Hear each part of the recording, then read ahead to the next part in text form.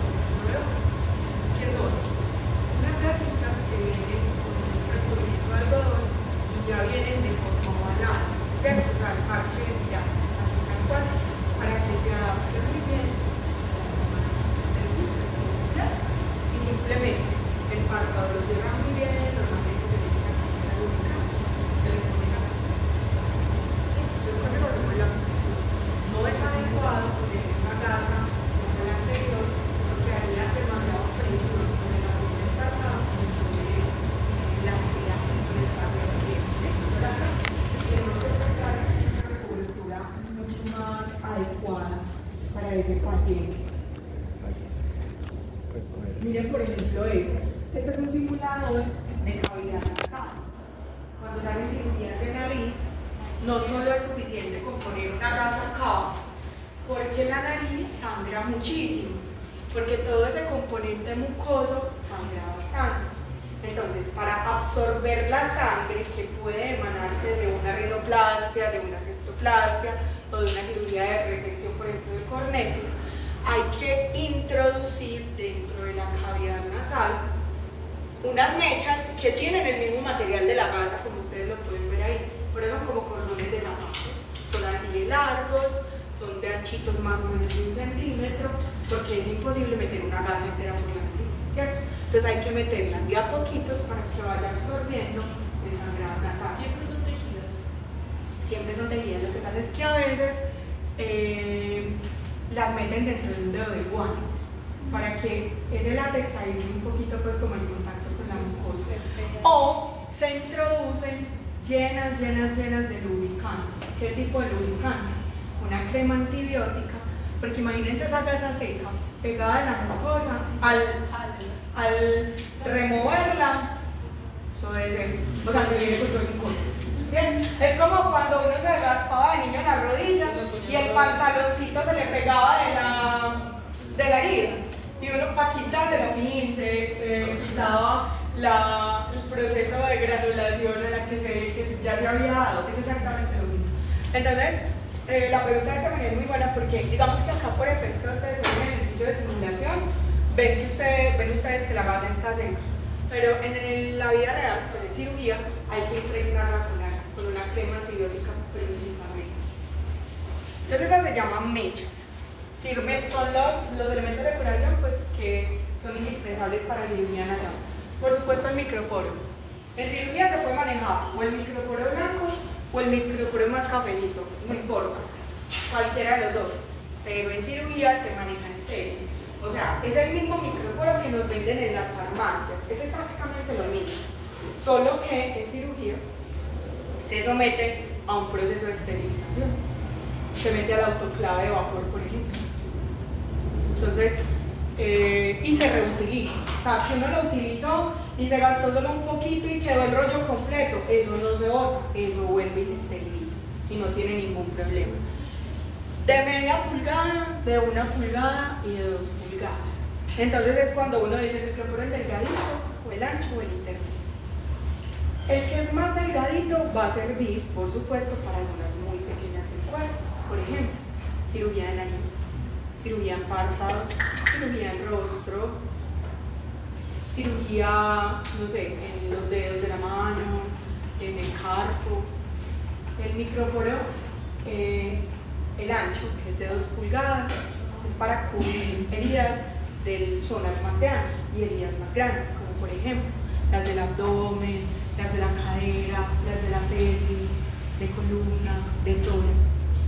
Y digamos que una ya como que uno va jugando con él, porque pueden ser heridas en cuello, heridas en brazo, heridas en antebrazo.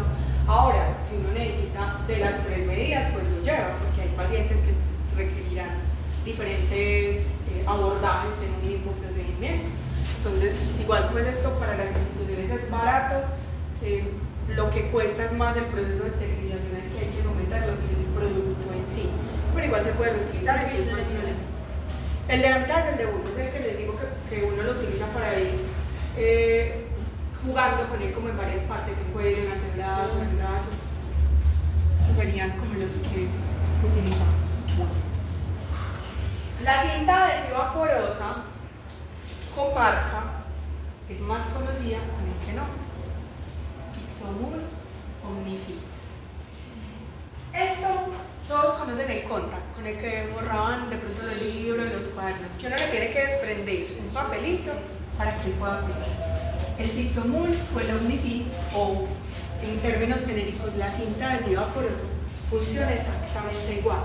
Entonces es muy difícil manipularla en cirugía, porque cuando uno le quita el papel, automáticamente esto se le pega de los guantes y uno como para movilizarlo es súper difícil.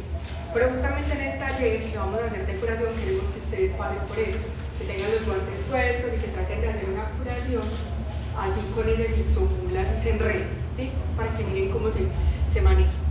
Esto, a diferencia del microporo, es más hipoalergénico. Pero aparte de eso, se adhiere muchísimo más a la piel. El microporo, si de pronto se llega a humedecer, casi que se cae solito. Mientras que esto, usted se puede bañar con eso y no le pasa nada. Entonces, es mucho mejor por ese lado. Y si bien cubre muy bien la piel, esa porosidad ayuda un poquito como a que la piel no esté completamente saturada, digámoslo así, como de un elemento que la cubre. Entonces funciona muy bien esta cinta adhesiva porosa. Es más costosita, sí, es más difícil de manipular un poquito, pero funciona súper bien para la curación de heridas. Tenemos el algodón laminado Overeat, que es en el tema de la curación de heridas, es esto. O sea, ustedes esto lo encuentran todo el tiempo en el hospital. Y miren cómo es de chévere, o sea, se parte facilita. Este algodón laminado, siempre para curación de heridas, es utilizado en ortopedia, siempre. Entonces, en una cirugía de ortopedia, al final, la extremidad siempre se termina envolviendo en un algodón, sea porque le vayan a dejar un yeso, o sea porque le vayan a dejar otro tipo de vendaje de tela. Porque poner el yeso directamente sobre la piel y sobre la herida, lo quema, el yeso no está estéril. O poner un vendaje de gasa directamente sobre la piel, la termina lacerando. Porque puede ser muy abrasivo. Miren, esto es un vendaje de tela, de gasa. Imagínense esto haciéndole presión a la piel. Al final se lo retiran a los, no sé, 10 días y la piel va a estar herida.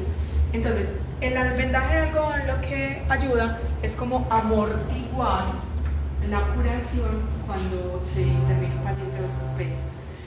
En el tema de la curación de las heridas vamos a hablar más adelante, ¿cierto? Donde una herida siempre se tiene que cubrir herméticamente para evitar el riesgo de infección. Pero adicional, por ejemplo en ortopedia, a que se hace la curación de herida, siempre la extremidad, sea miembro superior o sea miembro inferior, termina con vendaje, siempre. Para generar un poquitico de protección adicional y un poquitico de movilidad. Ellos vienen por diferentes tamaños, pulgadas por metros, perdón. Y pues ya eso lo van cogiendo con el tiempo. Uno sabe que es el más grande, de 6x5, uno lo saca, es más para miembro inferior y los más pequeñitos para miembro superior. Entonces acá tenemos vendaje de tela, que sería el mismo principio. Miren que acá ya por debajo habría algodón y por encima ya es este vendajito que les acabo de mostrar, solo pues que en una talla mucho más grande. De pronto, estos vendajes están muy ligados. De pronto, estos vendajes también los utilizan no solo en ortopedia, sino hay procedimientos de neurocirugía que implican que al paciente le envuelven la cabeza también. Entonces también se puede utilizar para rodear pues, la cabeza del paciente algunos procedimientos de neurocirugía. ¿Qué más tenemos? Tenemos el yeso. El yeso, pues, si no se esterilizar, yo miro si trae acá yeso, no. En el taller, pues, les llevo todas las cositas. El yeso es literalmente un rollo donde se puede utilizar en cirugía para inmovilizar una extremidad. Solo que ese sí se tiene que hacer al final porque el yeso no es estéril. Entonces, al final, ya cuando se haya hecho como toda la curación, se hayan retirado las telas, que ya sepamos que esa herida no se va a infectar, ahí sí el ortopedista empieza a cortar las láminas de yeso, las moja y ahí sí pues empieza a hacer como toda la curación del paciente. ¿Por qué el yeso no lo esteriliza? Porque el yeso dentro de su proceso de fabricación se somete ya a un precalentamiento para que esa cal que tiene ahí quede adherida a la tela y no se le vaya a caer. Si se somete a un proceso de esterilización, se daña el producto. Porque si es, por ejemplo, vapor, pues obviamente le cae la cal. Pero si es un peróxido o un óxido, se puede correr el riesgo de que las partículas capten mucho de ese óxido y lo transmitan al paciente, pero igual también que se caiga, porque el peróxido o el óxido, así sea de baja temperatura, por muy baja que sea, puede subir hasta 80 grados, entonces también lo puede dañar. Hay algunas cirugías que también implican la colocación de yeso que son diferentes a las de ortopedia. Por ejemplo, hay pacientes que los operan de la nariz, les retiran el huesito que tienen prominente y ahí les ponen un pedacito de yeso para inmovilizar.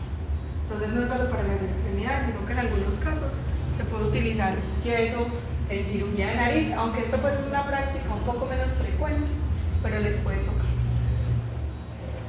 Este es un elemento del que yo les había hablado tiempo atrás, que se conoce como la bolsa de Bogotá, que yo les conté una historia y era de un paciente que era imposible que la cavidad se le cerrara porque estaba sobrehematizada y la piel no era suficiente para cerrar la cavidad.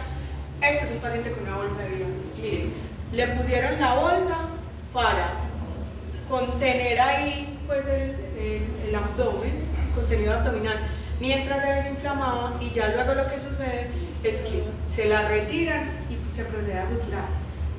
Pero puede pasar lo siguiente, que cuando se la van a retirar, ya estos bordes de la piel, ¿cómo están? Como cicatrizados, ¿cierto?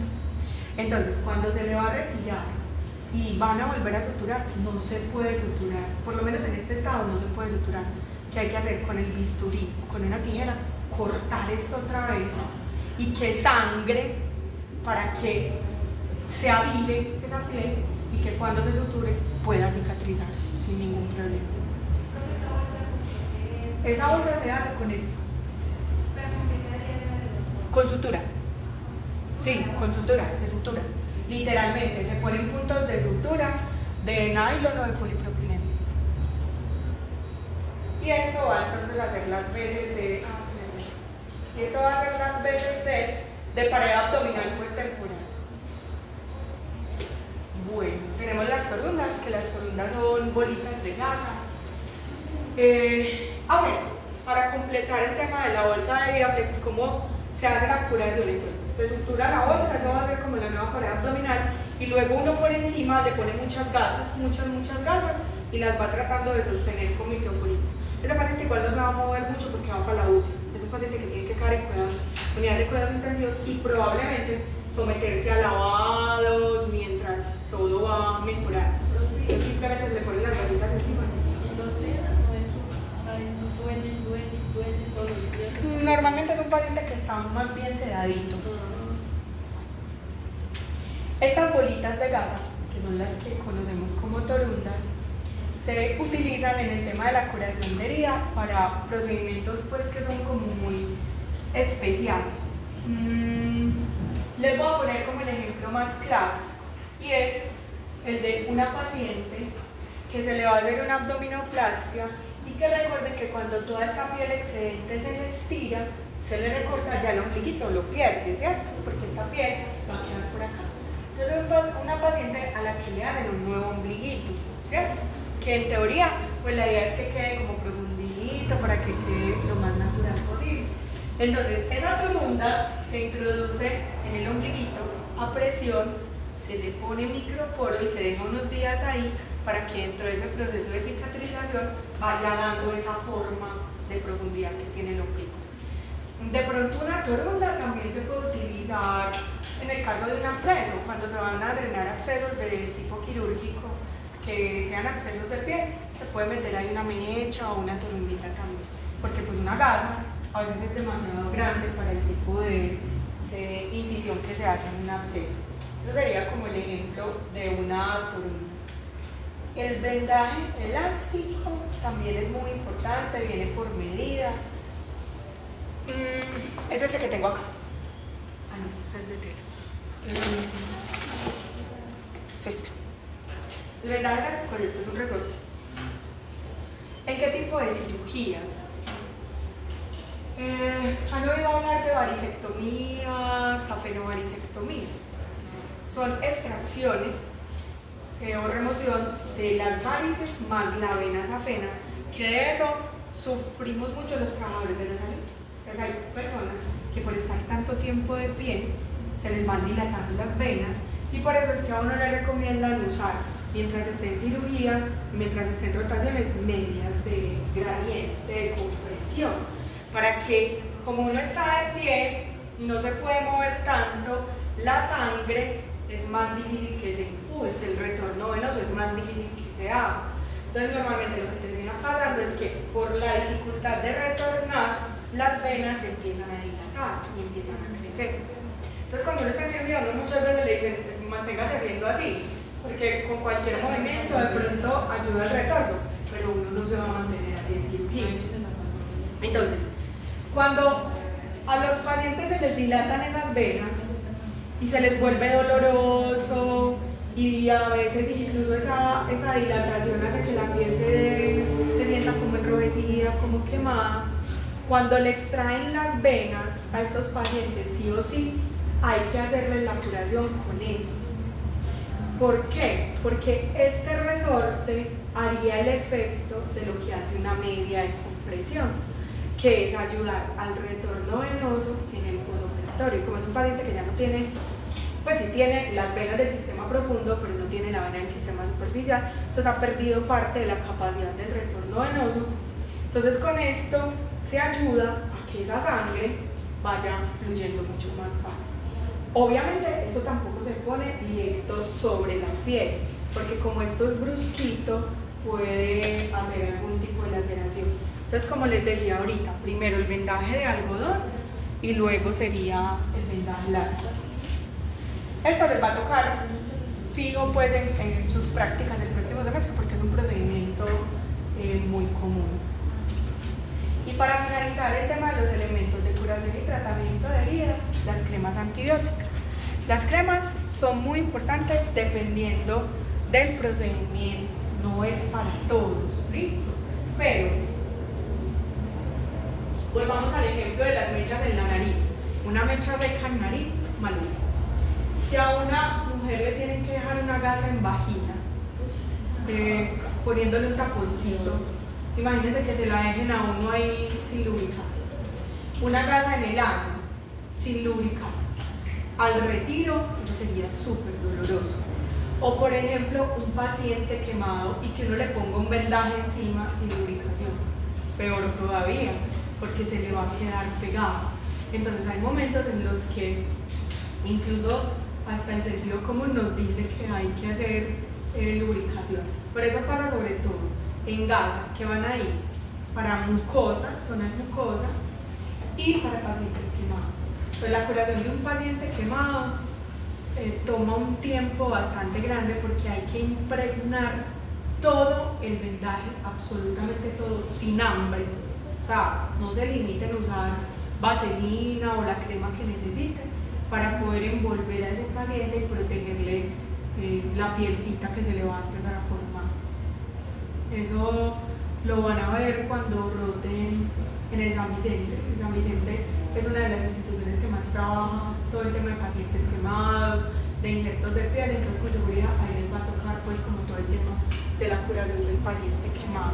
Hay diferentes cremas. Hay unas que son simplemente lubricantes, como digamos una vaselina, o hay algunas cremas que sí tienen antimicrobiano, como por ejemplo la garamicina, la terramicina, el furacil. Digamos que se aprendan estas marcas no es necesario, igual eso cada institución pues maneja también su proveedor y su marca como tal. Solo es que sepan que las gasas o los vendajes se pueden impregnar con cremas antibióticas o con cremas lubricantes. Bueno, pasemos al segundo grupo, que son los elementos para hemostasia, hacer hemostasia en el paciente. Que ustedes hasta el momento, ¿cuáles conocen que hagan hemostasia en un paciente? Las pinzas, ¿cierto? Y el electro. Y cuando se ponen las suturas para ligar, ¿cierto? Hay otros adicionales que son de los que les voy a hablar. Pero también esta categoría hace referencia a listo. Si sangra o si salen fluidos, ¿qué vamos a hacer para contener ese sangrado o esos fluidos? Entonces de acá, indudablemente, vuelven a aparecer las gasas, las tetras o las compresas, porque no todo el tiempo en cirugía abierta, sobre todo en cirugía abdominal, pues es como la base de los que ustedes van a hacer el próximo semestre, todo el tiempo tiene que estar con gasas, todo el tiempo metiendo gasas, secando con gasas, absorbiendo los líquidos o la sangre con gasas. Miren que estas tienen también lo mismo que les decía ahorita, las tiritas que son radiopacas para que se puedan captar por el equipo de rayos X. Estas incluso también tienen en su interior una laminita que se vuelve radiopaca. La diferencia entre una gasa y una compresa es que la compresa es más abullonadita, es más acolchadita. Listo, la gasa es más delgadita. Por supuesto, mientras más abullonadita, más va a absorber, ¿cierto? Entonces, para cirugía, ojalá pudiéramos tener más compresas que gasas porque secan lo más de chévere. Cuando uno las vaya a contar, las tiene que contar separadas. ¿Recuerdan cuando hablábamos del conteo de gasas? Entonces, si usted va a llevar gasas y compresas, por un lado el conteo de las gasas y por el otro de las compresas. Listo, tiene que estar separado para que no se nos vayan a confundir. Entonces tenemos esos dos elementos. Estas son las gasas de tela no tejida, son más con un componente de algodón pues que de textil. Las mismas torundas vuelven y aparecen porque hay cirugías en las que es mucho más fácil absorber el sangrado con torundas que con gasas. Por ejemplo, cirugías de maxilofacial o cirugías de amígdalas adenoides, es más fácil meter una torundita allá que absorba sangre y vuelve y la saca. Porque si uno mete una gasa, como el espacio es tan oscuro y tan pequeño, finalmente no terminas viendo nada. Entonces con una torundita es perfecto para ese fin. Y para eso existe una pinza para manipularla, que puede ser, por ejemplo, la pinza Fest. Con esa pinza se puede manipular la torunda para hacer acabe de cirugía. Tenemos esponjas hemostáticas, que también las vamos a conocer en el taller. Estas esponjas hemostáticas tienen un proceso, digamos, como de fabricación y de uso diferente, porque son espumas literalmente que están fabricadas a partir del colágeno de los cerditos, del mismo colágeno con el que hacen la gelatina o las gomitas, exactamente lo mismo. Ese colágeno lo utilizan, lo procesan y de ese colágeno hacen unas esponjas que se convierten en unos materiales muy absorbibles, muy absorbentes más bien, de sangre. ¿Qué pasa con estas esponjas? Digamos que el hígado es una estructura que está sangrando. No a chorro, sino como en capita, ¿cierto? A chorro es porque un vaso se dañó y eso empezó a brincar sangre por todas partes. Pero hay órganos que no sangran tanto a chorro, sino que es un sangrado en capa. Como cuando uno se raspa que le salen como bolitas de sangre, algo así. Ese es el sangrado en capa. Entonces, para ese tipo de sangrados, digamos, se puede poner la esponja. Y la esponja empieza a absorber. Tiene tanta capacidad de absorber que puede ganar 20 veces su peso y su tamaño. O sea, ella se pone y se expande. ¿Qué pasa con ese mecanismo de ganar peso? Al ganar peso, comprime la estructura que está sangrando y así es que para el sangrado. Entonces es una parada o es una hemostasia que se da más por vía mecánica y es el peso sobre el vaso y ya no vuelve a sangrar. Hay algunas esponjas que también tienen otros componentes que ayudan a activar la cascada de la coagulación, pero principalmente estas actúan por peso. Estas son útiles en muchas especialidades, urología, gine, cirugía general, cardio, hasta en neurocirugía, pero hay zonas en neuro que se tienen que preservar mucho. Entonces, por ejemplo, ustedes que vieron ya anatomía, pues todo lo que tiene que ver con el tallo cerebral, el bulbo, ¿cierto? Y el cerebelo, donde de ahí salen los pares craneales y se conserva todo el centro cardiorrespiratorio. Si ahí se pone una esponja de esas que gane mucho peso, termina comprimiendo la estructura y chao. Entonces hay esponjas o hay elementos que no se pueden poner en todo el cuerpo. Este, por ejemplo, sirve en neuro, pero no en esas zonas. Aparte de eso, hay una ventaja. Hola, Leonel, ¿cómo estás? 7. Ah, sí, 7. Aparte de eso, hay una ventaja y es que el cuerpo las termina absorbiendo, o sea que se pueden dejar dentro del cuerpo del paciente, no hay ningún problema. Esto más o menos al cabo de los 25 días, 30 días, ya el cuerpo lo absorbió. Entonces, esa es una de las grandes ventajas que tiene las esponjas hemostáticas. Acá yo les pongo el nombrecito porque normalmente se comercializan con el nombre de Gelfond, Surgifon, Esponjostan, pero todas son esponjitas hechas de colágeno. Esta ya no es esponja, sino que es como una mallita. Es como si fuera un tejidito, pero es una malla que ya la fabrican es de celulosa. Recuerden que la celulosa es el material con el que se fabrica el papel, ¿cierto? Solo que a nivel pues ya de la industria la procesan, la oxidan y sacan este tipo de textiles. Que ese tipo de malla sí activa la cascada de la coagulación, pero también se puede poner sobre el hígado, sobre el cerebro, sobre el corazón y no hay problema. Y se puede dejar ahí porque el cuerpo también lo absorbe. Entonces la malla de las hernias. La malla de las hernias es diferente, porque la malla de las hernias las hacen con los mismos materiales de la sutura. Entonces las hacen con polipropilenos o con unas mezclas de polipropilenos con polidioxanone, con poliglicaprone. Algunas las hacen con poliglactina, aunque cada vez menos, pero siempre van a tener un componente absorbente y uno no absorbe.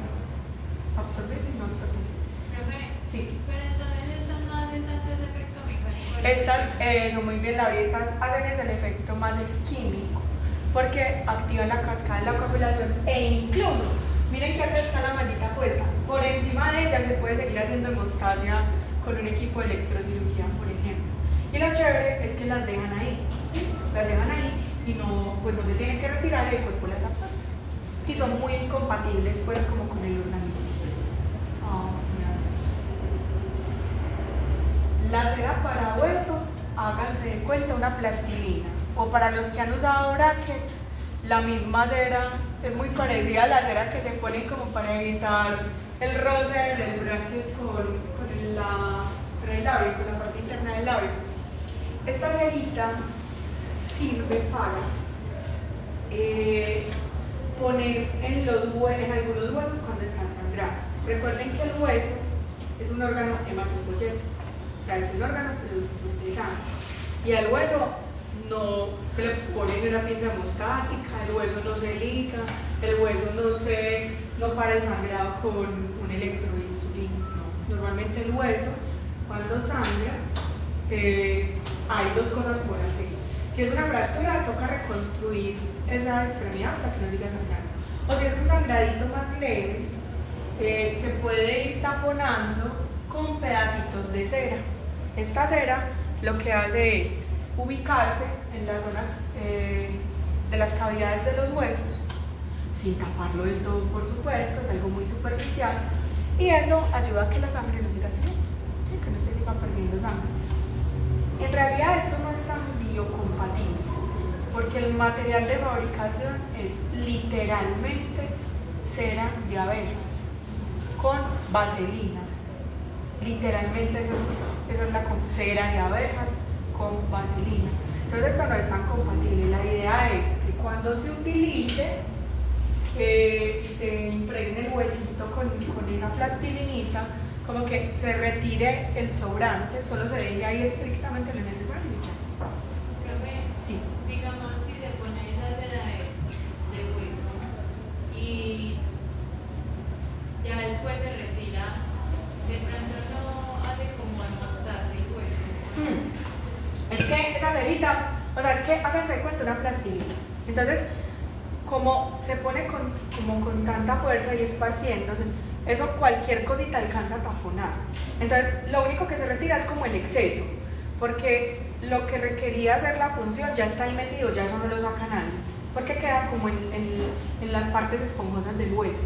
¿Listo? Entonces ya se retira, es como el sobrante, porque este no se absorbe a diferencia de los otros productos que se pueden dejar enteros. Esa es como la diferencia. ¿Por qué no se recomienda que se deje? O sea, uno es el tema de la biocompatibilidad, pero sobre todo hay una razón, y es que si el paciente es osteoporótico, como esto va a taponar los poros del hueso, peor aún porque es más difícil el proceso de osteogénesis, que es el proceso de regeneración y de producción del hueso, que son de los poquitos órganos que se regeneran, ¿cierto? Entonces es difícil como por esa parte. Bueno, sondas y drenes es una clase que van a tener este viernes con Carlos, pero es para decirles que las sondas y drenes sin duda hacen parte de los elementos de hemostasia de campo operatorio libre de fluidos. ¿Por qué? Porque las sondas o los drenes que tienen, hay una diferencia entre los dos. El dren hace extracción de líquidos. La sonda puede hacer dos cosas: extraer e introducir líquidos dentro del cuerpo.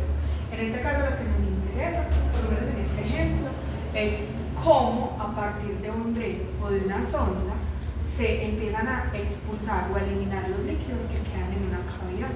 Por ejemplo, hay pacientes que los operan de la vejiga o de la próstata y tienen que quedar con una sonda para poder orinar, ¿cierto? O hay pacientes que tuvieron, no sé, un trauma, sangraron impresionante en el interior de la cavidad y ahí quedó sangre todavía y va a seguir sangrando. Entonces, para evitar un hematoma, le dejan un drencito al paciente para que vaya expulsando pues como los últimos residuos de esa sangre que tiene ahí. ¿Listo? Entonces, eso ayuda al campo operatorio libre de fluidos, pero lo van a profundizar más el viernes con Carla. Laura. Profe, ¿en los drenes entran las ostomías? No entran como tal las galletas, por ejemplo, de colostomía, pero sí son elementos de evacuación, pero no es considerado un dren o una sonda. El caucho de succión, por supuesto, que es un elemento que llevamos siempre a cualquier cirugía que implique cavidad o que implique una salida de sangre constante. Entonces yo creo que las únicas cirugías donde uno no utiliza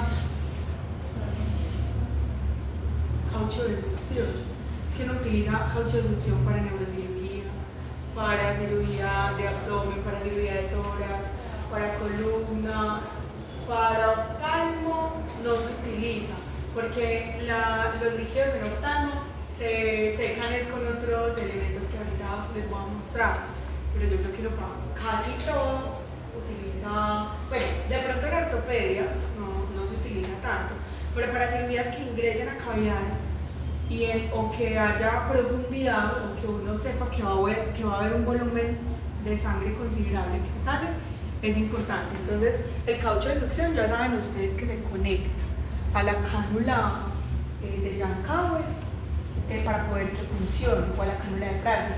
En el taller de vestida del paciente van a ver cómo se conecta ese circuito, entonces cómo manipulan el caucho, cómo se conecta la cánula, cómo ese caucho a su vez va a un frasco reservorio que hace la aspiración como tal y que va conteniendo la sangre que va saliendo.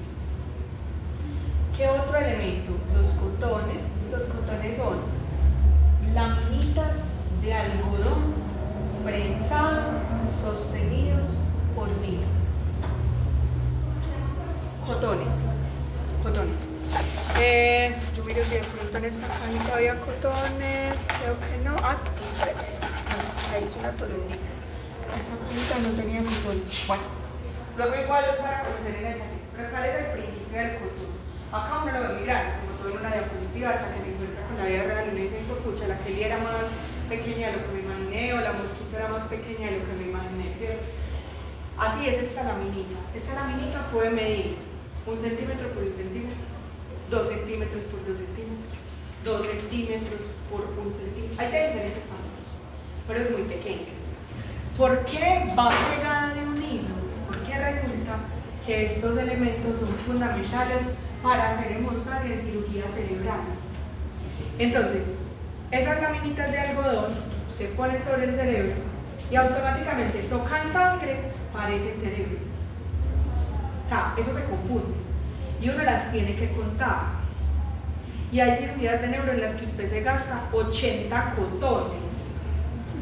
Imagínense, uno por uno, 80 cotones. Por eso tienen el hilo, porque el hilo ayuda a movilizarlas, a que no se vayan a quedar pegadas del cerebro. Entonces todos los cotones siempre van a ir pegados de un hilo. Entonces uno los tiene que contar al principio y al final de la cirugía. La idea no es botarlos en el balde como botas todo, sino irlos recogiendo en un espacio para irlos contando y evitar que se vaya a quedar algún cotón dentro del paciente. Yo creo que, bueno, los cotones de pronto también se utilizan en cirugía de nariz, pero principalmente en neurocirugía. Hay cotones que miden, por ejemplo, 2 centímetros de ancho por 8 de largo. O sea, ellos son de diferentes tamaños, obviamente dependiendo pues del tipo de abordaje neuroquirúrgico que se vaya a hacer. El algodón laminado, que ahorita lo vimos como un elemento de curación, sirve muchísimo también para neurocirugía. Hay momentos en los que ese cerebrito está sangrando bastante y es mejor no aplicarle ningún tipo de energía y digamos que ya no se requiere o no es necesario utilizar un equipo hemostático, sino que a veces lo que hacen es esto: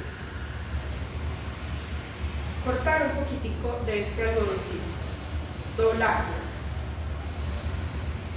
sumergirlo en solución salina y esto así mojadito se pone sobre el cerebro. Como se pone con solución salina que está fría, ¿qué efecto va a generar en los vasos? Y aparte de eso, lo mantiene hidratadito, lo mantiene protegido. Entonces hay momentos en los que en neurocirugía el cerebro por los laditos todo está cubierto con estos algodoncitos mientras se va haciendo la intervención en la zona central. Entonces sirve mucho para eso. Y sigue siendo es exactamente el mismo vendaje de algodón con el que se cubren las extremidades en ortopedia. Es exactamente lo mismo, solo que se utiliza para ayudar a ese efecto de vasoconstricción. Lo que decía ahorita Isa es que en oftalmo, normalmente, pues imagínense, una cánula, un caucho de succión en oftalmo se aspira el ojo. Entonces acá no se utilizan este tipo de elementos para aspirar. Igual los líquidos que se producen en el ojito o que se generan o que se utilizan no son tan abundantes. Y se tienen estas microesponjas que son absorbentes, que simplemente se ponen en el puntico sangrante y ellas se van llenando de sangrecita. Se llaman microesponjas para oftalmología, una de las marcas más comunes es esta. Pero si no se tiene microesponja, también sirve el típico copito, que nosotros ya no le decimos copito en el hospital, sino que le decimos aplicador o que le decimos hisopo. Entonces, con ese aplicador o con ese hisopo también se hace la absorción. Entonces sirve cualquiera de ellos. Y la banda de Smarch, que ya les voy a explicar para qué serviría. La banda de Smarch es como las bandas de Teraband con las que se entrenan, con las que se hace fisioterapia, es muy parecida. Es una banda de caucho relativamente gruesecito. ¿Y por qué para campo operatorio libre de fluidos? Les voy a explicar con este ejemplo. Este paciente va a ser sometido a una artroscopia. Miren que acá dice, sí, esto es por seguridad del paciente, ¿cierto? Porque le preguntan, don Juan, ¿cuál es la piernita que se le va a operar? ¿Esta o esta? Esta. Le ponen el sí para no operarle la pierna contraria. A él le van a hacer una artroscopia de rodilla. O sea, no le van a hacer una incisión grande, sino que le van a hacer 2 o 3 incisioncitas de menos de 1 centímetro. Y la cirugía, o sea, todo lo que tiene en su rodilla, se va a reflejar a través de un televisor, ¿cierto? O sea, todo el tiempo vamos a estar mirando el televisor para saber qué tiene este paciente. Pero esta cavidad de la rodilla es muy pequeña, a diferencia de un abdomen, ¿cierto? Cuando se hace una cirugía laparoscópica, pues el láparo hace referencia a abdomen. El abdomen se puede expandir mucho. Alguna vez les mostré unas imágenes de un perrito pues, todo infladito o de una paciente ya infladita que le van a operar, ¿cierto? En el tema de la artroscopia no se insufla con un gas como se hace en una laparoscopia, sino que la insuflación se hace con líquidos. Entonces hay un líquido que va llenando la rodillita para que además el tema de la transmisión de la imagen se dé mucho mejor. Entonces, a través de la pantalla se va viendo la parte del fémur, la parte de la tibia, los meniscos, los ligamentos. Hasta ahí muy bien. Pero, donde esta rodilla sangre en el intraoperatorio, o sea, no se puede ver, porque se vería toda la pantalla de qué color. No se ve nada. Entonces, ese líquido ayuda a mejorar la transmisión de esa imagen, pero es porque es transparente. Si fuera rojo, no se puede ver nada. Entonces, estos pacientes, ¿cómo se hace para que no sangren durante cirugía? Es todo complejo de cosas. Venga, Estefanía, póseme, yo les muestro. Entonces, te lo voy a hacer en brazos, no en pierna, ¿listo? Porque también funciona para ambas extremidades. Entonces, Estefanía, la fueran a operar, lo primero que uno tiene que hacer, la fueran a operar con la artroscopia, ¿cierto? Vamos a hablar de cosas. Entonces, lo que tendrían que hacer es eso. Desde la zona distal, en este caso, desde el pie, empezar a envolverla con toda la fuerza, no te va a hacer con toda la fuerza, eso es tanto que esa piernita va quedando pálida, pero pálida e impresionante. ¿Qué se logra con este efecto? Que la sangre que está acá suba, ¿listo? Porque lo que está haciendo es retorno. Entonces esto se lleva, y eso se lo hace con toda la fuerza. Casi que deja la extremidad sin sangre. Digamos que la cirugía es acá en el codo. Cuando llegan a esta zona, porque es que lo que recurrieron no pueden permitir que se les devuelva, acá le ponen un torniquete. Pero no el torniquete típico con el que nos sacan sangre, no. Se le pone un aparato que funciona con unas presiones específicas, con unos milímetros de mercurio específicos y que hace un llenado impresionante. ¿Recuerdan cuando les toman la presión que uno siente que le están apretando impresionante el brazo? Lo mismo pasa con ese torniquete. Pero ese torniquete jamás se desinfla. ¿Viste? O sea, porque si se desinfla, la sangre que recogió vuelve y baja. ¿Eso cómo se llama? Vaciamiento vascular. Eso que le dice a este también es un vaciamiento vascular, que se hace con una banda de Smarch, que es ese vendaje que está ahí. Entonces, ya luego de que ponen el torniquete y esa extremidad se empieza a ver pálida, ¡pum! Se empieza a operar el paciente. Obviamente esa cirugía tiene que ser muy rápida, porque los tiempos de isquemia no pueden ser muy largos. Imagínense, 3 horas sin llegarle sangre a la extremidad, se le muere. Entonces, son cirugías que en miembro superior la idea es hacerlas en 1 hora y media máximo, y en miembro inferior hacerlas máximo en 2 horas. Entonces, lo que haya que hacer lo tiene que hacer en 2 horas para evitar que la extremidad quede mucho tiempo sin circular. Pero si hacen todo eso y digamos que tú dijiste que me iban a hacer aquí el codo, ¿cierto? Después, ¿cómo lo hiciste? Esto se le quita. Entonces, después del torniquete. Ya luego que se pone el torniquete acá, ya con ese torniquete ahí se aseguró que nada baja y que nada sube. ¿Sí o qué? Se retira esto y ya ahí se empieza a hacer la cirugía. Lo mismo ahí, el torniquete lo va a tener el paciente, ¿listo?, en la zona del muslo, y ya con eso se evita el sangrado posible. Bueno, sí. Eso tiene todas las artroscopias. Pues que son de millón. Normalmente sí. Pero no siempre el torniquete se activa en el mismo momento. Lo que pasa es que hay artroscopias que son más exploratorias, más diagnósticas.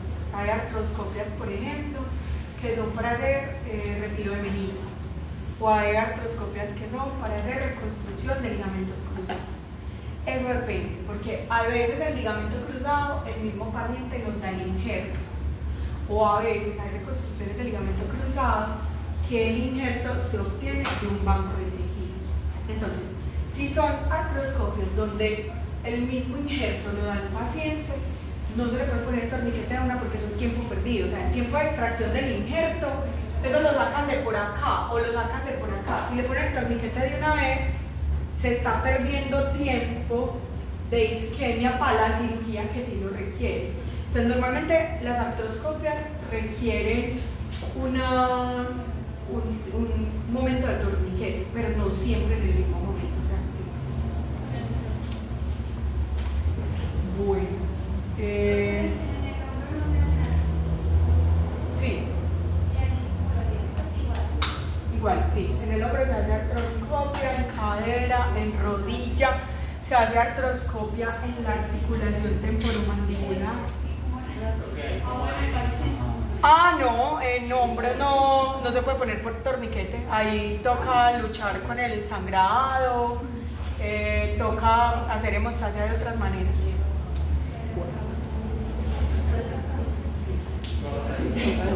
La tercera categoría es la de los elementos para apoyar la asepsia, que es lo que tiene que ver con insumos que nos ayudan a cubrir áreas, a cubrir objetos o a cubrir el mismo paciente. ¿Qué se les viene a la cabeza con esto?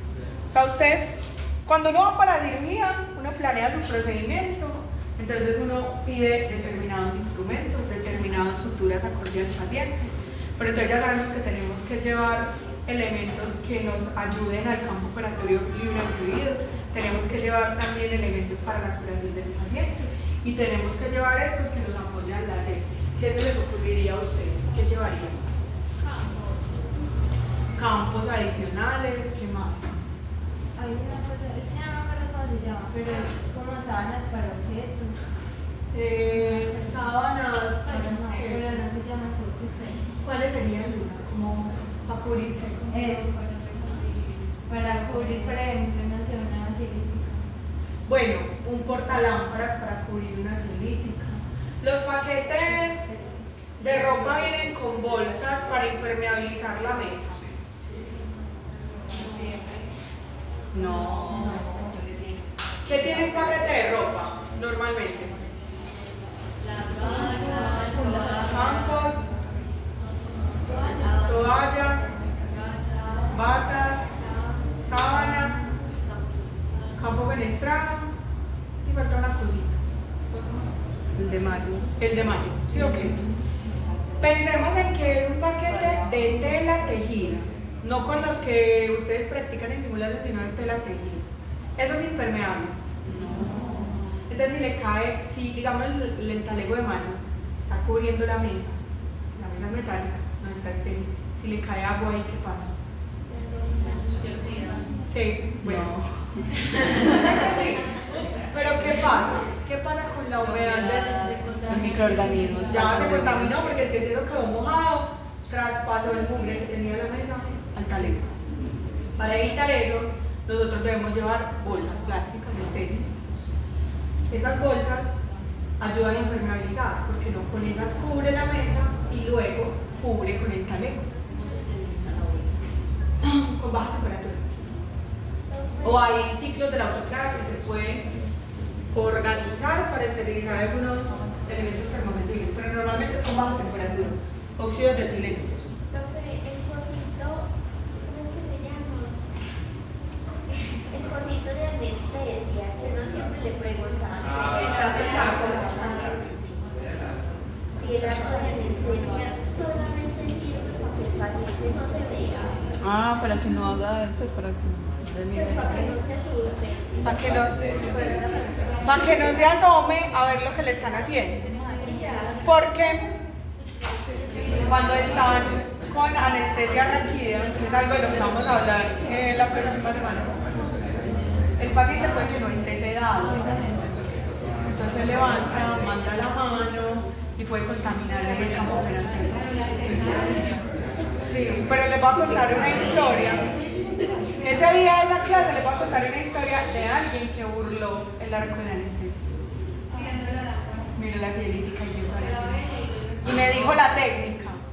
Porque era un paciente que lo operaron, era una paciente, a mi mamá la operaron, entonces coincidió que la habitación del lado estaba otra paciente, ella me dijo, yo vi todo lo que me hicieron. Y yo, ay, te operaron a través del televisor, pues yo como le iba a decir la paroscopia o algo así, porque a veces uno tiene que hablar en un lenguaje que le entienda a todo.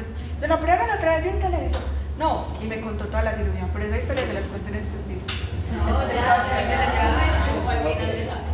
Es que, no, pero yo se las cuento cuando veamos la clase, que a mí no se me olvida.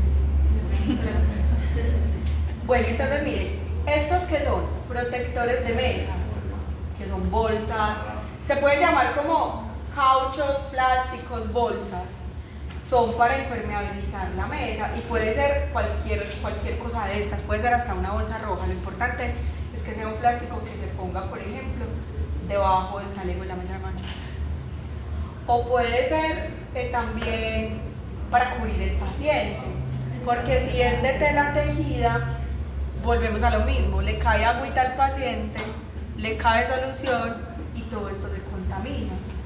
O por ejemplo, estas, los microscopios que se utilizan en cirugía son gigantescos, no son los mismos microscopios con el que hicieron los laboratorios, no, son elementos demasiado grandes y no se pueden esterilizar, por supuesto, pero hay que ponerles una ropita, una bolsita que les aísle la contaminación. Entonces todo este listadito son más pensando en proteger la mesa, proteger el paciente, proteger el bolso. Cuando veamos la clase de vestida de paciente, ahí van a entender mucho mejor por qué y dónde se le ponen los plásticos al paciente. Y obviamente cuando vean la práctica lo van a entender mucho más. Nosotros vestimos todos los, o sea, si hay intensificador, si hay microscopio, nosotros.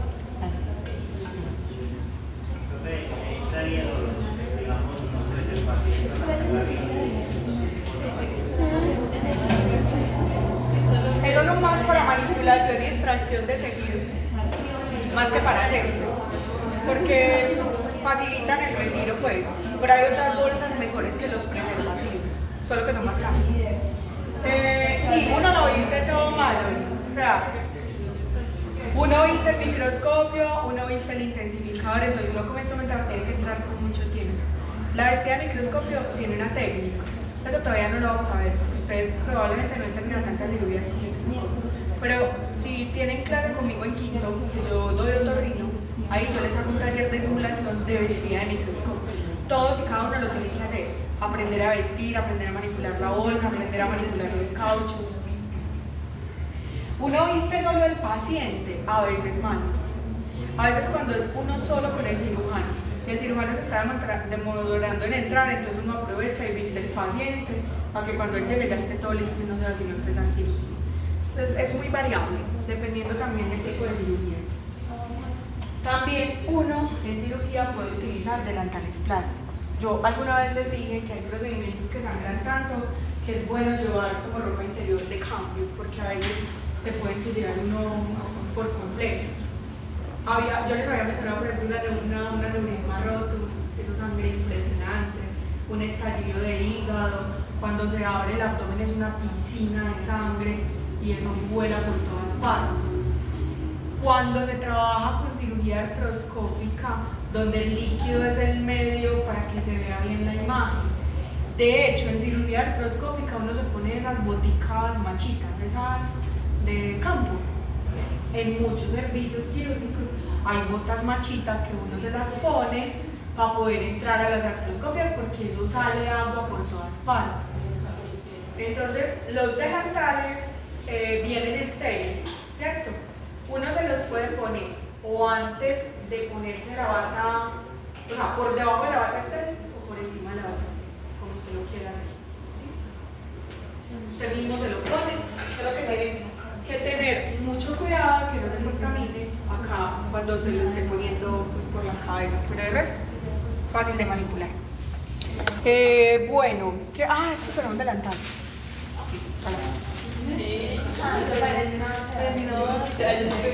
Sí, entonces, el delantal viene dobladito, como una cartita. Es parecido. Entonces el delantal viene así, ¿cierto? Ya usted lo desdobla y le busca la parte de la cabeza, que es esto. Entonces miren cómo me lo va a poner. Yo me lo pongo sin tocar la cabeza, lo dejo caer y listo. No me toco más. Alguien viene por detrás y me amarra. ¿Listo? Este me lo puse sin haberme puesto la bata. ¿Lo contaminé? No. Que simplemente lo toqué esta zona que finalmente ya va a quedar contaminado. Alguien me amarra. Ahí sí llego y procedo y me pongo la bata. O puede ser que primero me ponga la bata y por último me ponga este delantal. Y con las botas, uno entra Uno entra en cirugía de botas, centro de cirugía muy elegante. Ese sí es para usarlo pues antes de la cirugía. ¿Qué más tenemos para la asepsia? Tenemos lo que se llaman aislantes de piel. Los aislantes de piel son unas películas pues como de un plástico especial, por así decirlo. Y ese plástico está impregnado de un antimicrobiano. Es esto que está acá. Es esto. Eso se llama con marca de hogar. Si yo quiero retirar esto, miren cómo se ve chévere.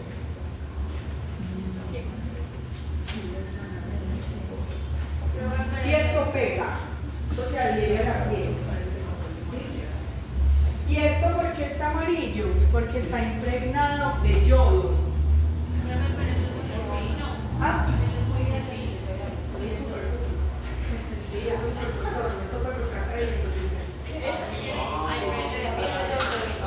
Pero como yo tengo contactos en el bajo,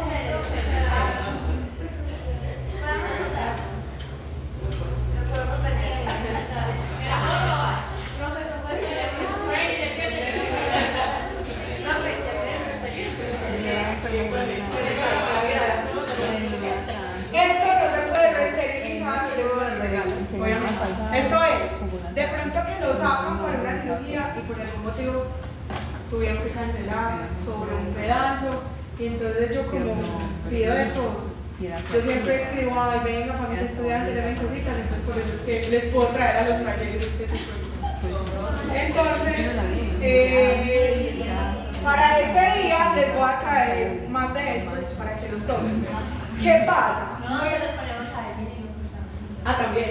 Luego de esto, luego de la antisepsia, luego de lavarle la piel al paciente, esta película se fija sobre la piel y sobre ella se hace la incisión y se trabaja toda la cirugía con este plástico. En teoría, porque esto tiene evidencias que le apuntan a qué sirve y a qué no sirve. En teoría, esto es muy bueno porque aísla la piel, o aísla más bien la herida de la piel que está alrededor de ella. Pues como ustedes saben, la piel no es estéril, se le hace un proceso de antisepsia, pero ahí quedan microorganismos. Entonces la idea es que esto aísla los microorganismos que están cerca de la herida. Esa es la teoría. Pero hay estudios que dicen que usarlo o no da lo mismo, porque encuentran que como entre la película y la piel hay un espacio de todas maneras, un espacio que puede estar húmedo porque ya esa piel se había lavado, esa humedad digamos que puede hacer alguna generación de microorganismos. Hay por protocolo cirugías que sin esto no se hacen. Hay cirujanos que dicen, yo sin esto no opero. Entonces un paciente de cardio, un paciente de neuro, un paciente para prótesis de cadera, en algunos hospitales es obligatorio. No voy a decir que en toda la ciudad, sino que hay algunos que por protocolo tienen esto. ¿Listo? Pero hay estudios muy serios que muestran que no necesariamente es lo máximo. ¿Y solamente el impregnado de ellos o también de... Ah, buena pregunta. Ahí está el que es impregnado de clorexidina para las antisepsias que se hacen con este producto. Buena pregunta. Esteridrex. Pero ambos son aislantes de piel.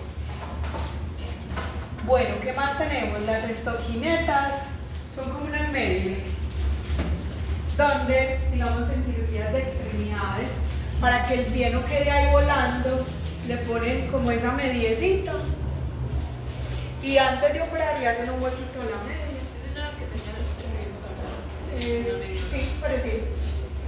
Y ya. Y antes de operar se le hace el huequito y entonces va a quedar muy bacano porque toda esta piel va a quedar aislada de la piel que se requiere para la cirugía. ¿Qué son? Estoquineta. Es una media. Es un rollo, pareciera como una media, pero es como que un vendajito tubular. O sea, uno puede por ahí meter muchas cosas. Bueno, meter muchas extremidades. Entonces tenemos esto. Sí, categoría de la que no sé cómo es estoquineta. Bueno, ¿qué más tenemos? Lo que digo en una ahorita, los portalámparas, que son mangos que se ubican en la parte de la lámpara para manipularlo. Pero ya me acordé, se llama funda para objetos. ¿Cuál será? Ay, no sé. Es que yo estaba estudiando y me puse a investigar y con eso. Ok, no sé si será como el mismo, pero en este caso es como un protector que te ayuda a manipular la lámpara, porque la lámpara pues no está estéril, y estarle diciendo a alguien todo el tiempo, me mueve la luz, eso es súper incómodo.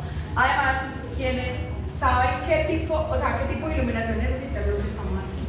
Los que están afuera, dale para allá, más para la derecha, más que mientras uno coge el mango y ya lo encaja donde la luz debe llegar. ¿Cuál es el asunto? Para los altos,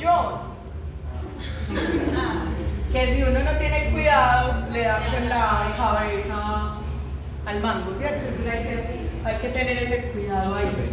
Esto no quise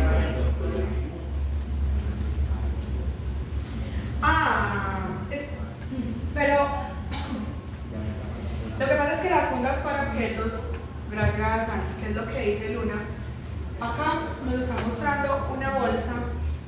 que es mucho más especial, es una bolsa plástica. Esta bolsa la distribuyen las compañías que venden estos aparatos, son los identificadores de los microscopios. Pero les cuento que una bolsa de esas, porque yo en estos días, no hace por ahí 2 años, pedí unas bolsitas de microscopio. Y me dijeron, Lili, ya no te podemos dar porque las que están comprando son especiales para el microscopio que hay acá, que es un microscopio específico que es de una marca especial y se llama Pentero. Y esas bolsas valen 50.000 pesos. Y yo, ¡uy! Yo es que se lo están reutilizando. Y me dijo, algo así, pues como que se pueden utilizar varias veces. Entonces yo me fui a una fábrica de bolsas de nuestro pueblo, Copacabana, y allá me conseguí unas bolsas gigantes y con esa hago los talleres de vestir al microscopio.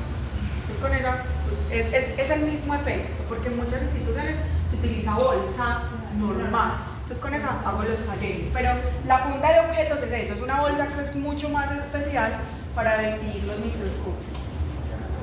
Los guantes, pues obviamente los guantes siempre van a ayudar al apoyo de la asepsia, lo mismo que las gasas, los aplicadores, los antisépticos. De hecho van a ver que cuando le hacen las antisepsias a los pacientes en el abdomen, el aplicador es crucial, porque hay ombligos hasta con raíces. Entonces a veces hay ombligos que ustedes van a ver que le sacan cosas con los aplicadores. Entonces hacer una antisepsia, nosotros no la hacemos, la hacen las enfermeras o los auxiliares de enfermería, pero usted ve que le hacen y hasta cosas le pueden salir de ahí del mugre que tiene. Entonces es muy importante, a uno le da como asquito, ¿cierto? Pero hay cosas que nos van a tocar en cirugía que uno es como hay que hacerle. Bueno, ¿qué más tenemos? Camilo, es que a Camilo le pasan tantas cosas. Camilo Cano me contó en estos días una historia que le pasó en cirugía y fue que un paciente llegó con pecueca.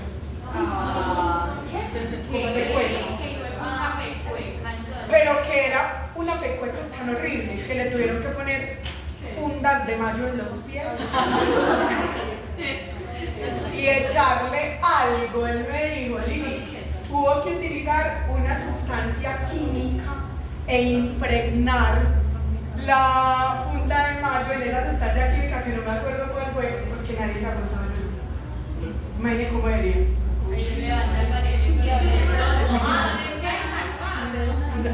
Era como que una cosa horrible. Bueno, ya la otra categoría que son los elementos para tomar y usar medicamentos, soluciones y muestras. Entonces acá vuelvo a lo mismo, o sea, nosotros no tenemos por ley la competencia para administrar medicamentos por fuera del hospital, ¿cierto? Pero dentro de cirugía uno sí lo hace y lo hace mucho. Por ejemplo, le llega una paciente que le van a poner una prótesis mamaria y a veces hay cirujanos que tienen ciertas técnicas de impregnar la prótesis con una sustancia antibiótica. Entonces hay un preparado que se hace con antibiótico bicarbonato, y una solución tumescente. O hay momentos en los que usted va para una cirugía y la idea es infiltrarle la herida al paciente con silocaína, con epinefrina, para que no le duela tanto y para que no sangre tanto. Hay momentos en los que se inyectan medicamentos intraoculares en cirugía. Hay múltiples ejemplos. Esos medicamentos que se utilizan dentro de cirugía los preparamos nosotros. Entonces, por eso es que uno en cirugía también utiliza jeringas y agujas. Entonces, jeringas y agujas, ¿cierto? Entonces, digamos que se va a infiltrar la silocaína. Usted en cirugía, usted en su mesa tiene jeringas y agujas para extraer la silocaína y para luego infiltrarla en el paciente. Jeringas normalmente usted maneja en cirugía de 10. Pero también le puede servir una jeringa de 20, una jeringa de 5, dependiendo de la cantidad con la que se vaya a infiltrar. Pilas con esto, que las jeringas normalmente vienen con una aguja. ¿De qué color? ¿Han comprado alguna una jeringa? Verde o azul. Casi siempre las de la farmacia vienen con verde, ¿sí o qué? ¿Por qué es importante? ¿Por qué les hago esta pregunta? Porque el frasco del medicamento no está estéril, el contenido sí. Y el frasco del medicamento lo manipula la auxiliar de enfermería, pero vos no lo podés tocar, que si lo tocas te contaminás. Pero usted sí tiene que sacar el medicamento con su jeringa y su aguja estéril. ¿Listo? Cuando usted saca el medicamento, ¿será que con ese es adecuado que infiltren al paciente? No. Entonces uno tiene que retirar esa aguja y ponerle una agujita nueva para que infiltren al paciente. ¿Con qué aguja se infiltra al paciente? Normalmente con una 21, que es verde, con una 23, que es azul. Entonces usted lo que tiene que pedir es una aguja para, no para infiltrar, sino para extraer el contenido. Y ojalá que sea una aguja más gruesecita para que no se demore tanto extrayendo el contenido. Entonces usted normalmente lleva una rosadita, ¿listo? Pues una 18, para que le salga más fácil el contenido, ¿listo? Exactamente. Pero eso es súper inseguro, ¿no? ¿Eso es qué? Súper inseguro. Si uno ve que llamen a un proceso para no auxiliar. Aunque mentiras Es no, nada. pues porque la aguja se supone que está seca. Sí, pero si han pasado en que el estudiante va a meter la agujita y terminó chuzando la auxiliar. Puede pasar. Puede pasar. Uno tiene que estar súper concentrado. Y más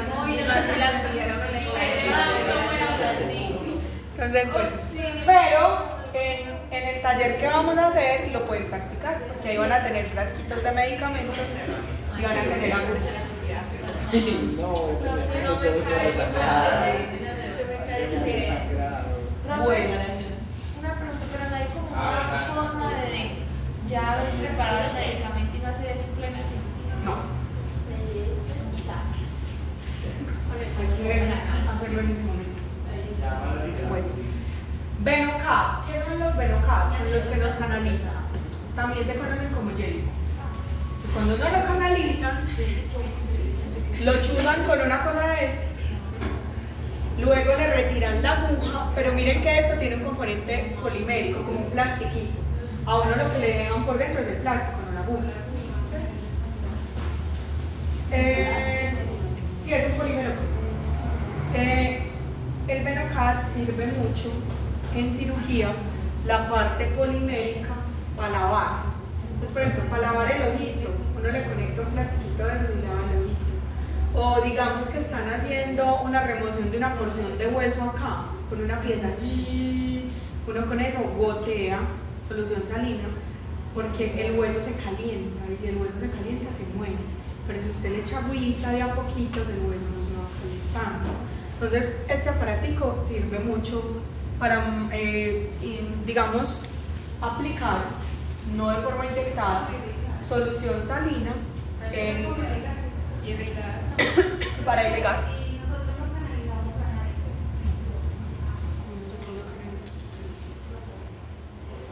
Tenemos el bajalenguas. Miren el ejemplo que les daba ahorita. La auxiliar sostiene el frasco porque el frasco está contaminado. Pero miren acá que hay una persona estéril con guantes, con un bajalengua estéril, sacando el contenido que se supone que está estéril. Ese sería el mismo principio de sacar un medicamento con una jeringa. ¿Listo? La auxiliar te lo sostiene y vos lo sacas. Esto es para impregnar mechas que se le van a poner a alguien en la nariz.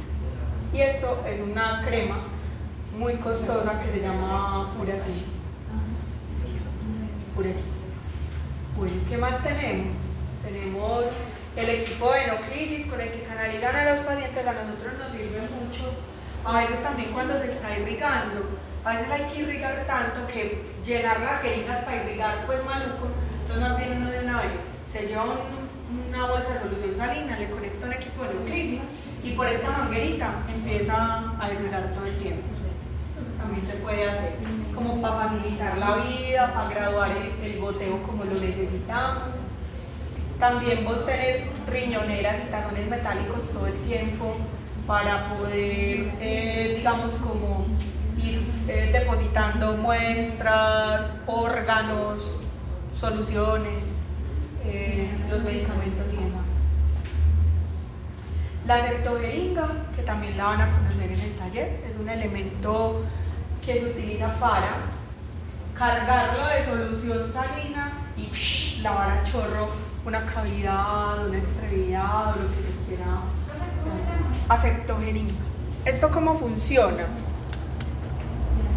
Entonces, esto tiene un baloncito que usted le hace succión de la siguiente manera. Entonces acá tiene para apoyar los deditos.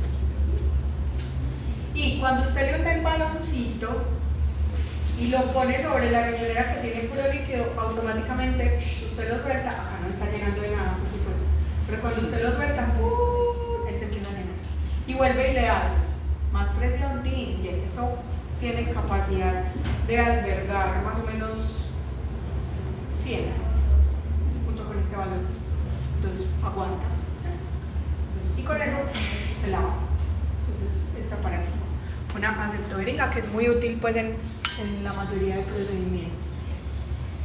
¿Qué más tenemos? Bueno, los aplicadorcitos, que con esto se manipulan ya más fluidos del paciente. Entonces digamos que es un paciente que tiene una secreción rara, no se sabe si es purulenta, si es serosa, pero es rara. Entonces con esto se toma una muestra dentro de cirugía, digamos, para analizarla. Lo mismo los tubitos de ensayo, extrajeron una biopsia de las cuerdas vocales o una biopsia de cualquier zona, ahí lo guardamos para poder que se lo lleven para un estudio. Portaobjetos, esos vidriecitos que utilizamos en laboratorio, a veces también sirven para raspados que se hacen en diferentes tejidos del paciente, se ponen ahí y ya se mandan al laboratorio. Entonces hay diferentes cositas que se utilizan. Y este que me encanta, que es el más especializado del mundo, que es el equipo de autotransfusión. Carlos nos contó de eso, que le gustaba mucho también. Es súper genial porque eso surgió en la década, finalizando los años 70, en la época de la violencia dura de Pablo Escobar, donde en ese momento había una presión muy tesa por salvarle la vida a todo el que llegara o hasta dejarlo morir, porque entonces entraba el sicario literalmente a las zonas de urgencias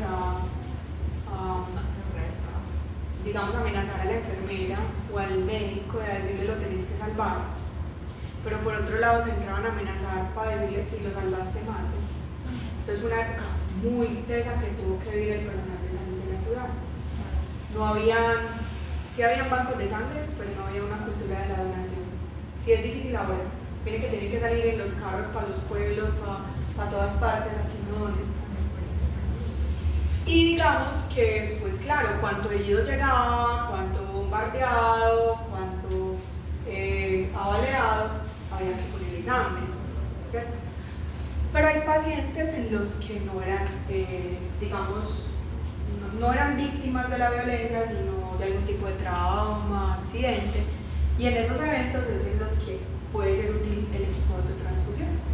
Cuando hay un sangrado interno a partir de un estallido, digamos del hígado, por ejemplo, y que estamos en cavidad estéril, porque mientras no haya apertura del intestino, eso sigue siendo estéril, porque el intestino sí está pues, muy contaminado por una flora en particular. Entonces, el doctor Hernando Vélez Rojas, uno de los grandes cirujanos de la ciudad, finalizando la década de los 80, se le ocurrió trabajar con esto. Era un cirujano de trauma, cirujano general, pero enfocado mucho en trauma. De hecho, Medellín se ha caracterizado por todo el asunto de la violencia, en ser un referente para la cirugía del trauma, control de daños. y demás. Y ya con esto entonces se extrae la sangre del abdomen del paciente, se echa en la poncherita, ya luego se utiliza el colador con la jarra y con el mismo pocillito o cucharón se pasa la sangre a la jarra, de manera que en el colador tienen los posibles coágulos que ya tiene esa sangre que estuvo ahí durante tanto tiempo entre el paciente. Y este recipiente de solución, de cualquier solución, jarra, salina, bueno, cualquier cosa que se tenga con este recipiente se vacía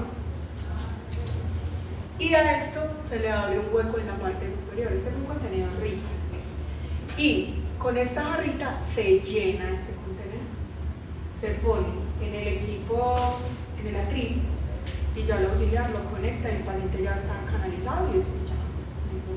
Pero ¿cómo le cuelgan el atril si ya le cortamos la parte de arriba? Porque se le corta esto y esto.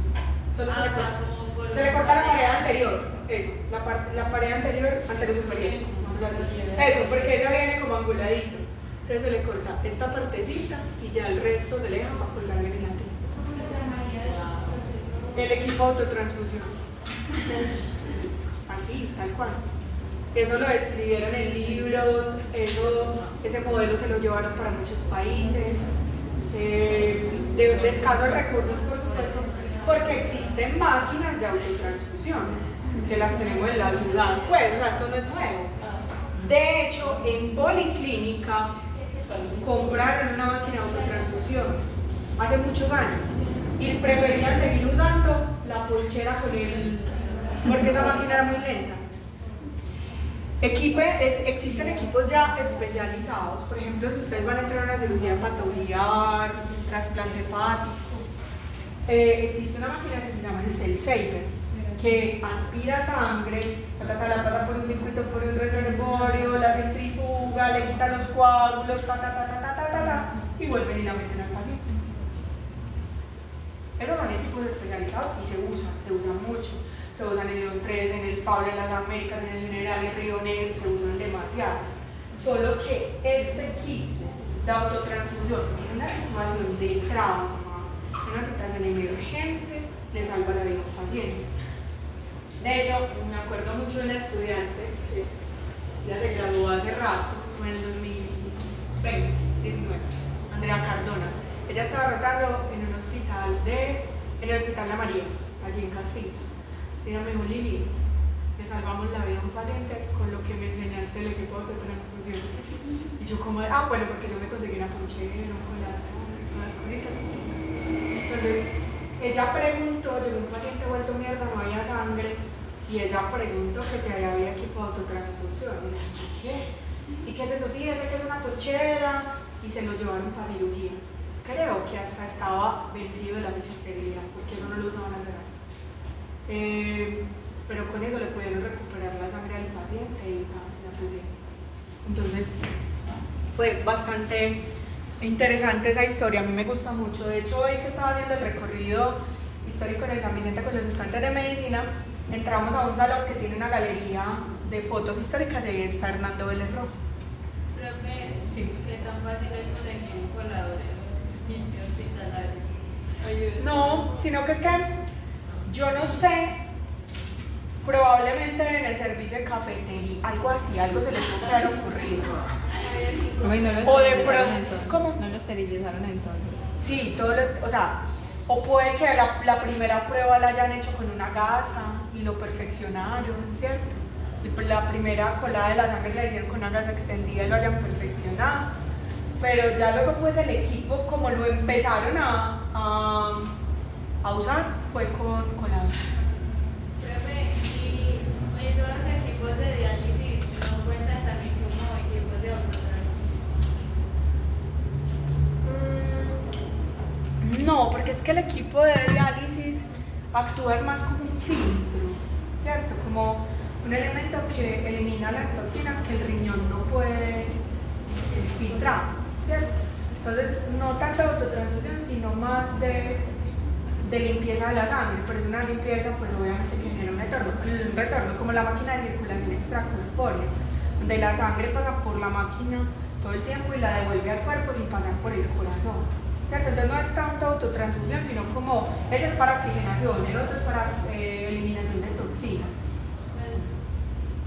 Y ya por último, unos 4 cositas chiquitas que de hecho yo creo que ya hemos hablado de algunas de ellas, y son elementos para sostener y manejar tejidos, pero que no son instrumentos. Porque a veces pasa que utilizamos otras cosas para manipular el cuerpo del paciente o para ayudar a sostenerlo y que no son pinzas. Entonces, de hecho, ustedes vieron varios de ellos en el taller. Ustedes vieron las hiladillas, que son unas tiritas de gasa, que en este caso cuando entramos a traqueostomías, porque las traqueostomías las pueden hacer en una UCI, pero en una traqueostomía perfectamente nos va a tocar en cirugía, sea traqueostomía neta o sea un paciente con laringectomía que le van a hacer traqueostomía. Entonces acá estas hiladillas ayudan a mantener el tubo de traqueostomía en posición. Entonces uno las tiene que poner para que se lo amarren, por ejemplo, en la zona cervical. Otra, ustedes vieron estas en el taller, que son los Bezel-Loop, ¿cierto? Los cauchitos que uno estira, que son azul, rojito, amarillo, blanquito. ¿Eso sirve para qué? Para manipular arterias, venas, nervios, ¿cierto? De forma delicada. Otro que nos puede servir es los drenes. Y miren esta imagen tan bacana. Es una prótesis de rodilla, donde acá se está protegiendo un ligamento en particular. ¿Y por qué se está protegiendo? Pues porque claro, con todo el mundo de aparatos que se utilizan, sierras y cosas que lo pueden lesionar, hay que protegerlo, pero miren que le pusieron por debajo, no ni una pinza, le pusieron un dren. Y los drenes no se supone que son para extraer líquidos del cuerpo. Entonces miren que a veces uno utiliza muchas cosas que no están determinadas para ese fin, pero que funcionan perfecto. Entonces con los drenes se hace eso cuando se están haciendo cirugías, por ejemplo, de laringe y hay que proteger el esófago. Entonces también como que se aísla con este tipo de elementos. También, por ejemplo, otro tipo de sondas que funcionan son las Nelaton, que son estas, que las van a conocer pues más cuando vean la clase con Carla. Y por último, miren acá este paciente, ¿recuerdan cómo se llama esta posición del paciente? Sí, Muy bien, sí, colateral. Pero miren que acá le pusieron un rollito de tela al paciente. Y por delante tiene otro rollito, pero por la posición no se lo ve. Para él, porque es que el paciente, como está anestesiado, pues se duerme, se va para adelante, para atrás. Estos rollitos con esparadrapo se le fijan desde la mesa al rollo, casi que a la piel del paciente, no se le pega tan fuerte a la piel, pues porque la lesión, porque por acá hay una gasita, dan la vuelta y cogen el otro pedazo de la mesa. Entonces eso ayuda a mantener el paciente en una posición. Entonces miren que una cirugía se ayuda de demasiadas cosas. Yo me preguntó algo ahorita, yo me hizo acordar de que puedo incluir algo acá. ¿Vos qué preguntaste ahorita? El preservativo también sirve para manipular estructuras u órganos. Por ejemplo, cuando se extrae la vesícula, existen unas bolsas específicas para extraer los órganos, pero son muy costosas. Entonces, a veces de una vez con un preservativo, con eso lo manipula más fácil y sale más barato. Pero eso lo puede incluir, ese no lo había tenido en cuenta y es una muy buena idea. Sí. ¿En qué momento se podría mejor un dren que un Bezel-Loop? Dependiendo del grosor de la estructura. Entonces el Bezel-Loop es para arterias, venas y nervios, que son más delicados y que son más delgaditos, pues tienen menos diámetro. Y un dren para tejidos que tienen una densidad mayor, ligamentos, tendones, esófago, faringe, bueno, también nervios, eso te iba a decir, nervios más grandes porque, bueno, por ejemplo la vaina carótida es una cosa muy grande, porque la yugular interna, la carótida común, el nervio vago y la cadena ganglionar. Entonces es un paquete grande que a veces lo pueden incluso reparar en el sentido de aislar con una cosa de estas. Entonces eso depende de ese grosor del tejido. Bueno, ya con esto terminamos.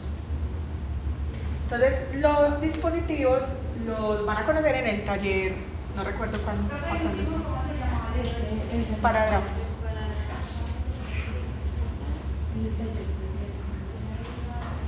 No recuerdo cuándo es, pero es por ahí dentro de 3 semanas.